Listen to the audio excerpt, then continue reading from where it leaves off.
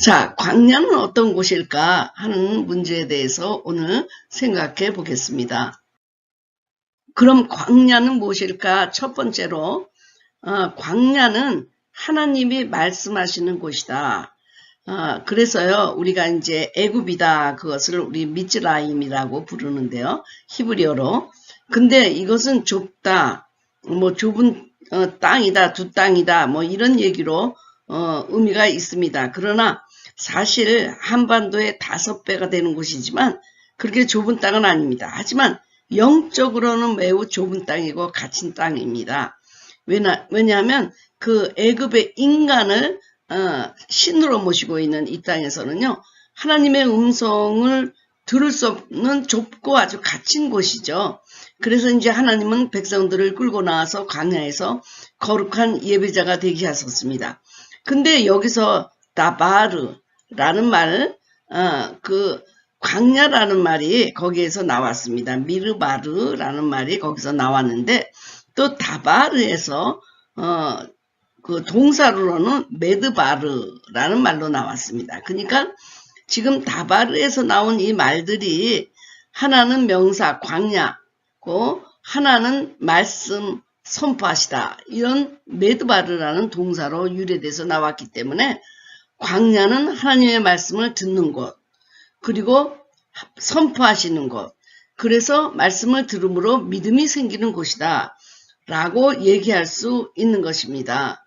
그래서 이제 우리가 광야로 나왔을 때 출애굽 그러잖아요. From Exodus, 에크라는 게 어디서부터 나온다는 뜻 아닙니까? 에크.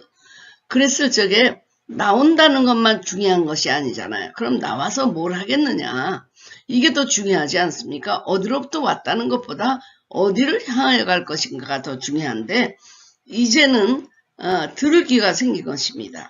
하나님이 말씀하고 선포하면 들을 수 있다는 거죠.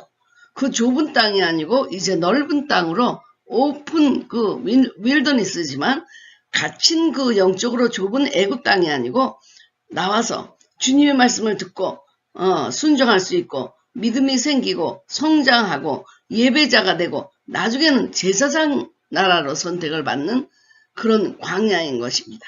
그러니까 미드바르하고 메드바르라고 하는 이 말 자체가 굉장한 많은 뜻을 갖고 있는데요.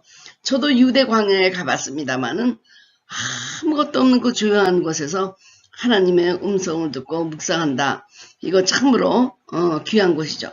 그래서 사도 바울도 3년 동안 아라비안 광야에 가서 하나님의 말씀을 재정비하고 체험한 것을 다시 신학화하고 그런 과정을 거쳤던 것 같습니다.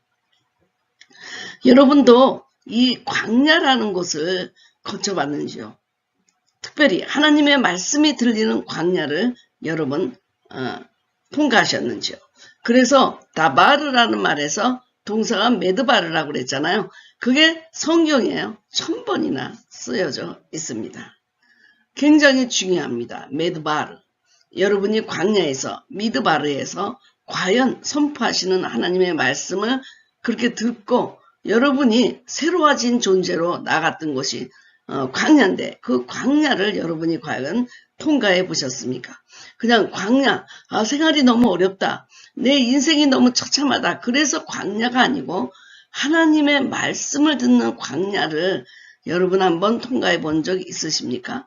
저도 3년을 하루에 7시간, 8시간 말씀을 읽으면서 이 말씀의 광야를 통과해 본 적이 있었습니다. 사실 광야는 아무것도 없는 것입니다. 아무것도 없는데 하나님 한 분만 계시죠.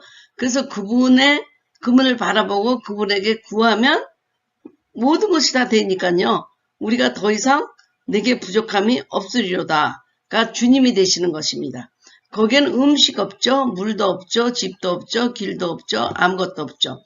그러니까 아파요 그러면 하나님이 의사나 약사가 되어주시고, 목말라요 하면 반석에서 물이 나오게 해주시고, 배고파요 하면 만나를 주시고, 추워요 하면 불기둥으로 따뜻함이 되어주시고, 더워요 하면 구름 기둥으로 해를 가려주시고, 고기가 먹고 싶어요 하면 메추라기를 보내주시고, 정말 숨이 막혀요 그러면 주님이 우리의 호흡이 되어주셔서 모든 것이 되어주시는 그래서 아무것도 없지만 하나님만 한 분 계시는 곳이다. 거기에서는 오로지 하나님의 은총만 존재하고 하나님이 모든 것이 되어주셔서 부족함이 없는 것입니다. 하나님이 되실 수 있는 곳, 내가 여호와 하나님인 줄 알리라. 그것이 바로 광야입니다. 시편 23편 1절에 여호와는 나의 목자시니 내게 부족함이 없으리로다. 4절에 내가 사망의 음침한 골짜기라도 다닐지라도 해를 두려워하지 않을 것은 주께서 나와 함께 하심이라. 주의 지팡이와 막대기가 나를 안위하시나이다. 광야는 아무것도 없지만 하나님을 바라보면 되는 것입니다. 그래서 우리는 사업이 안 된다든지 아니면 절망적이라든지 그런 모든 순간 하나님을 바라보면 해결이 되는 것입니다. 그것이 바로 광야에서 훈련하는 초점이죠. 하나님을 바라보고 하나님을 어떻게 의존하는가, 100% 의존하는가 하는 것을 통과하는 것이 바로 이런 광야 학교인 것입니다. 세 번째로 광야는 인간의 어두운 본성이 드러나는 곳입니다. 사람들이 그렇게 편안하게 먹고 살고 그럴 때는요, 자기의 깊이 속에 들어있는 그 참담한 그 본성, 악한 본성, 어두운 본성이 드러나지 않게 돼 있습니다. 우리도 미국에서 많은 위기를 겪었잖아요. 한 번은 5.1 파동도 있었고 또 이번에는 또 이렇게 바이러스로 사람들이 나라에서 비상사태를 선포하니까 그러니까 이제부터 총을 사기 시작하는 거예요. 그때도 사람들이 총을 많이 샀어요. 그래가지고 총 갖고 가서 남의 그 가스 넣는 거를 뺏어오기도 하고, 그리고 지금은 총을 사는 이유가 이제 누가 가난한 사람들이 와서 자기 음식을 약탈하면 그냥 쏘아버린다. 쏘아버려도 되거든요. 여긴 또 합법적으로 총을 사용할 수 있으니까요. 그래서 그 노예생활일 때는 몸 좀 괴로웠지만 배고프지는 않았거든요. 근데 광야에 나오니까 씻을 수가 있습니까? 먹는 것이 있습니까? 편안하게 잘 수 있습니까? 모래바람이 있고 하는 이곳에서 숨겨져 있던 자기의 어두운 본성이 드러나게 되는 것입니다. 그래서 그렇게 어두운 본성이 드러날 때 주님이 그것을 처리하면서 그 거룩한 그 안과 박이 성결하게 되는 인간을 만들기 위해서 하나님이 광야를 또 통과하게 하시는 것입니다. 인간의 나의 가장 숨어있는 그 어두운 본성이 아주 적나라하게 드러날 수밖에 없는 곳, 그것이 광야인데요. 이런 곳에서 여러분 겉사람이 한번 처리되어 본 적이 있는지요? 네 번째, 광야는 순종하여야만 생명과 자유가 존재하는 곳입니다. 광야에서는요, 하나님의 때와 내 때가 다르고 하나님의 지혜와 인간의 지혜가 다르고, 그래서 내 마음대로 했다가는 그냥 낭패를 보는 것이 광야입니다. 광야에서는 나라는 사람을 주장할 수 없어요. 나를 내려놓아야만 살아남을 수 있는 곳입니다. 그래서 하나님께 순종할 때 비로소 생명과 자유가 존재하고 또 보장받을 수가 있습니다. 하나님의 인도하심을 우리가 불순종할 때 광야에는 그냥 뱀에 삼켜 먹혀버릴 수밖에 없는 위험한 곳입니다. 주님의 인도하심을 받지 않으면 우리가 어느 늪에 빠질지 모르고 어느 야수에 먹혀버릴지도 모르고 배고파 굶어 죽을지도 모르는 이곳에 광야에서는 하나님의 음성을 듣고 순종할 때 우리의 생명과 자유가 보장되는 곳입니다. 나를 주장할 수 없는 것, 나를 내세울 수 없는 것, 이것이 바로 광야고, 우리가 그랬잖아요. 선악을 알게 하는 나무의 실과를 먹지 마라. 그런데 그것을 먹고 나서 사단의 종이 됐잖아요. 하나님은 우리에게 자유를 주시기 위해서 너 그거 먹지 말라. 안 먹으면 넌 자유롭게 살 수 있다.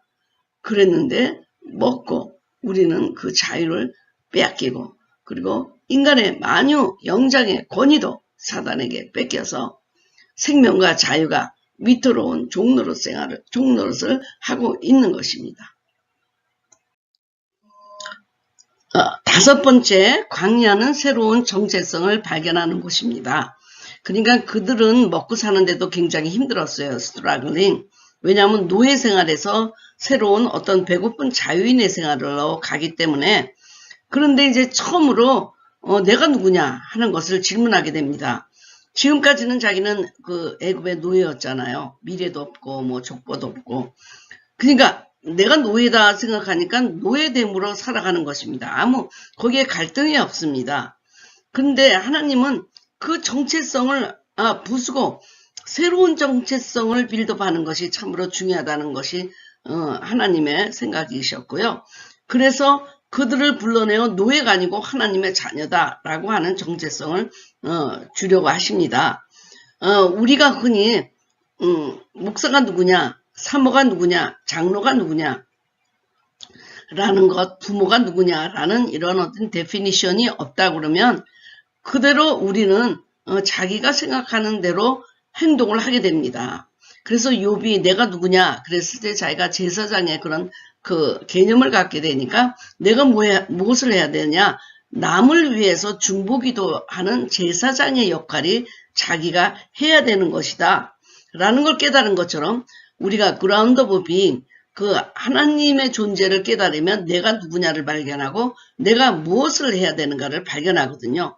그래서 주님은 그들을 나의 소유로 삼으려고 그랬어요. 근데 그 소유가 세굴라인데 이 세굴라는 무슨 말이냐면 전쟁 중에 전리품을 가지면 가장 중요한 것을 침실에 가지고 가는 것, 그걸 세굴라라고 그랬거든요. 그래서 사실 주님은 이 이스라엘 백성들을 세굴라로 삼기 위해서 이제 애굽으로부터 끌어내요. 그래서 6번에서 제가 좀 더 자세히 설명하겠습니다. 자, 그들에게 문제가 되는 게 뭐냐면 노예근성이라는 거예요. 네, 노예근성. 제가 항상 얘기하는 게 거지근성이라는 얘기를 많이 쓰거든요. 바디메오가 거지근성으로 앉아 있었거든요. 거지근성으로 앉아 있으면요, 그 사람 부자가 돼도 거지근성이에요. 노예근성이 있으면 자기가 자연이 돼도 노예근성을 버리지 못하거든요. 그래서 하나님은 출애굽하는 거, 에크, 프롬보다도 더 중요한 게 어디를 향하여 너희가 나갈 것인가. 어디로? 그런데 주님은요, 이들을 제사장 나라로 부르셨다는 것입니다. 제사장 나라. 제사장이 하는 일이 무엇입니까? 어려운 사람들의 문제를 들고 그리고 하나님께 들고 나가는 자잖아. 자비로운 그 역할이잖아요.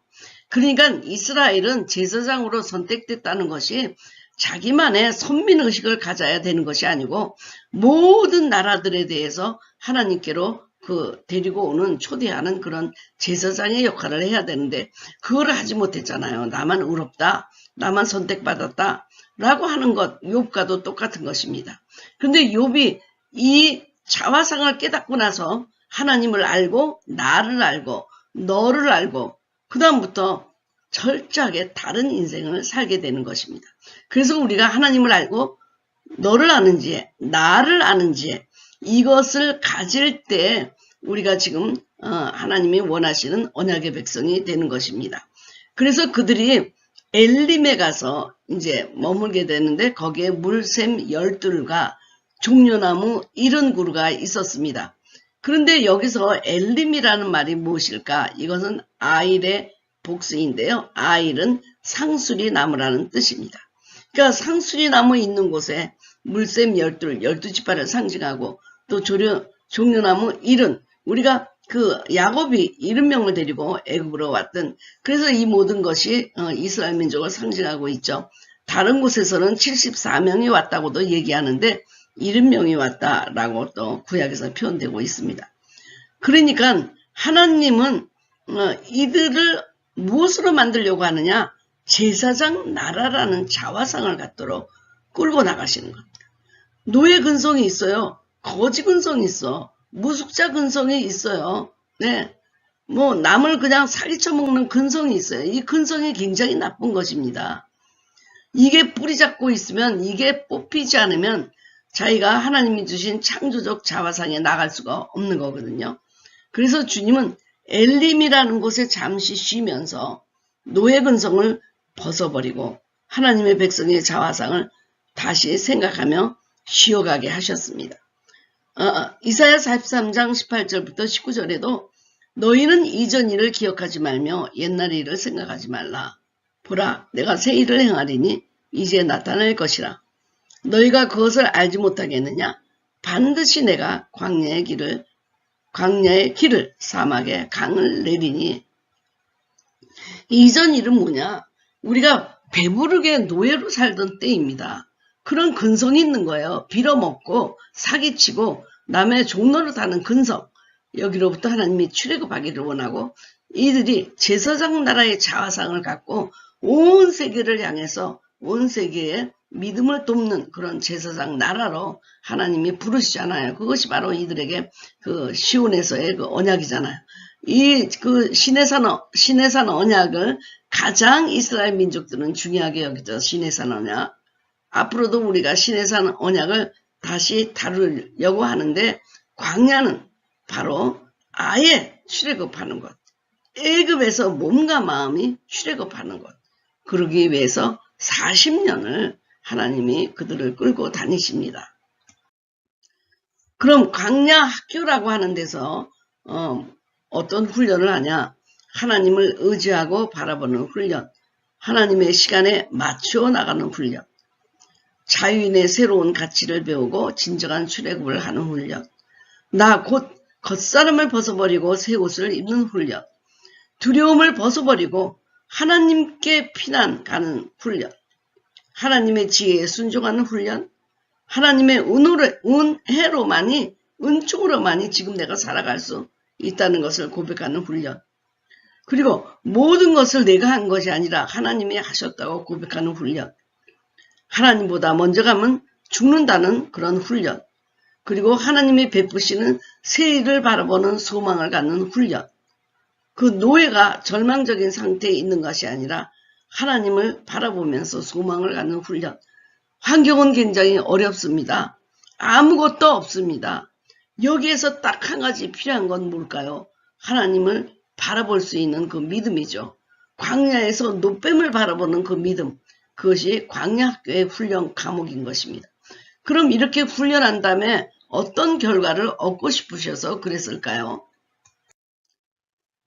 하나님이 되고 싶다는 것입니다.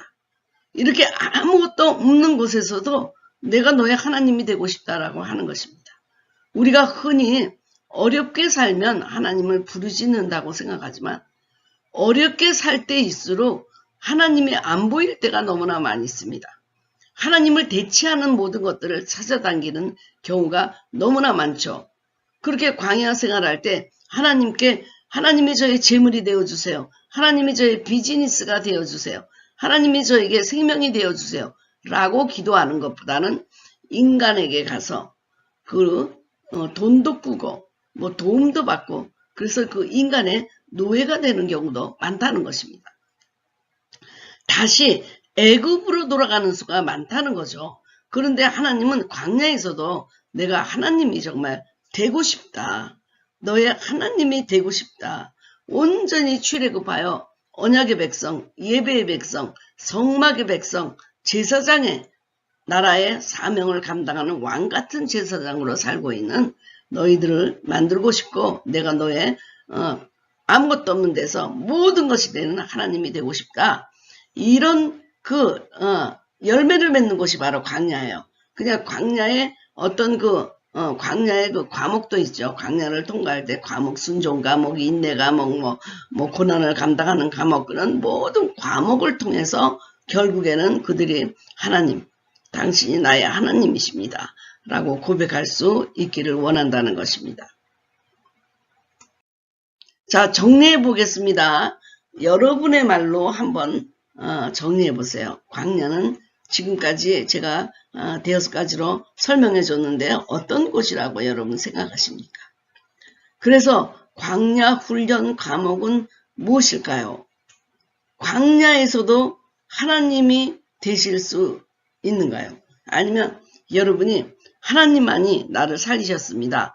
라는 고백을 지금 이 광야 학교를 통해서 여러분이 하셨습니까? 그렇다면 하나님은 광야를 통과한 사람들만 사용하시는데 여러분 광야를 지나오셨어요? 그런 특별하게 하나님의 음성을 듣고 순종하고 피난처 되는 주님을 만나는 광야가 여러분에게 있었습니까?